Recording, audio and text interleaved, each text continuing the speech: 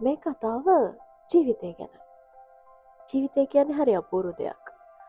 අපි කොයි විදිහට කොහොම හිතුවත් සමහර දේවල් සිද්ධ වෙන්නේ අපිට ඕන විදිහට නෙවෙයි. සමහර වෙලාවට අපි කොච්චර ප්ලෑන් කරත් ඒ ප්ලෑන් එකේ විදිහට කිසිම දෙයක් සිද්ධ වෙන්නේ නැති තරම්.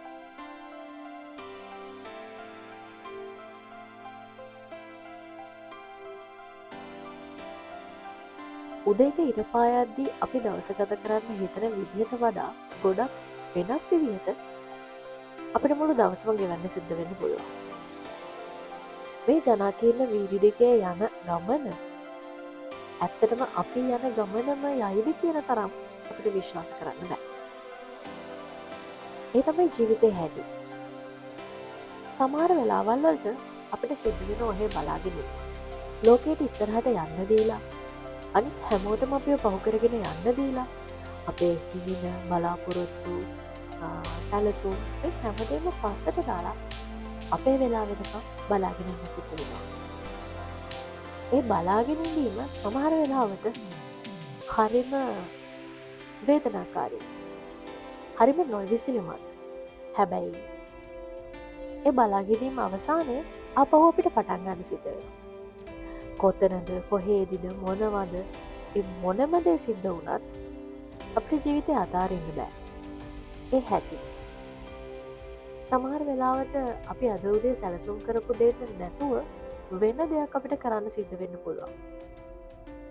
හැබැයි සමහර වෙලාවල් තියෙනවා අපි සැලසුම් කරපු දේ සිද්ධ නොවුනට ඊට සම්පූර්ණයෙන්ම වෙනස් ඕනම දෙයක් සිද්ධ වෙන්න පුළුවන් වෙලාවල්. අවසානයේදී ආ සැලසුම් කරපු ජීවිතයට ඒ දේවල් සම්බන්ධ වෙන්නත් පුළුවන්.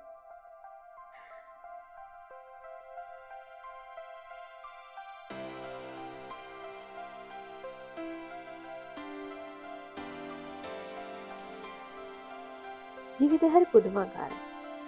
ජීවිතය කියලා කියන්නේ සක්සස් ස්ටෝරීස් ගොඩක් නෙවෙයි. ඒ වගේම හයිලයිට් මූමන්ට්ස් ගොඩකුත් නෙවෙයි. සමහර වෙලාවට හයිලයිට් වෙන්නේ හරි අපිට මතක හිටින්නේ හරි අපි ජීවිතේවත් නොහිතපු දේවල්. ඒ ඔක්කොටම වඩා නරකයි අපි නොහිතන වෙලාවට නොහිතපු හේතුවක් ඉන්න අපි අතින් කිසිසේත්ම සිද්ධ නොවිච්ච දෙයක් කියලා අපේ බලාපොරොත්තු සුන්දරයි. ඒක දරාගන්න ගොඩක් අමාරුයි.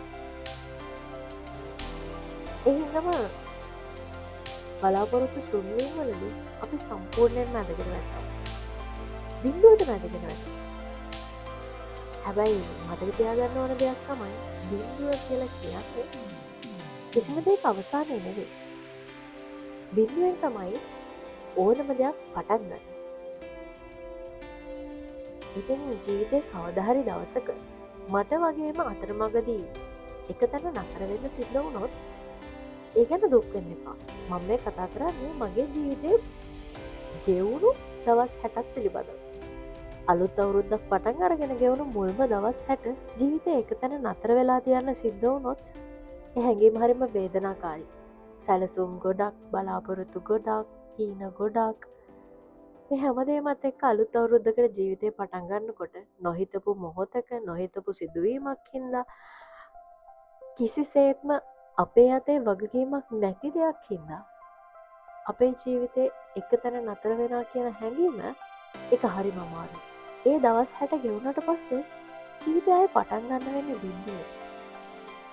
ඒ බිඳුව මෙච්චර කල් ජීවිතේ හම්බ වෙච්ච හැම බිඳුවකටම වඩා කුඩායි, ශුන්‍යයි.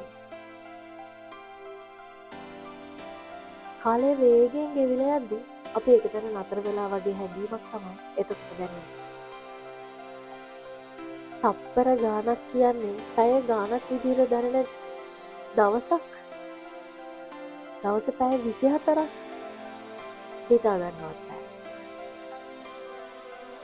ඉර පායනවා, ඉර බැහැගෙන යනවා විතරක් දන්න. ජීවිතේ එකතැන නතර වෙච්ච ලෝකයේම ඉස්සරහට යන දවස් ඒවා හරිම වේදනාකාරී. හැබැයි ඒ වේදනාව මැද්දේ ආයි ජීවිතේ මේ රේස් එක දුවන්න ඕනේ. ඉතින් අපි දුවමු.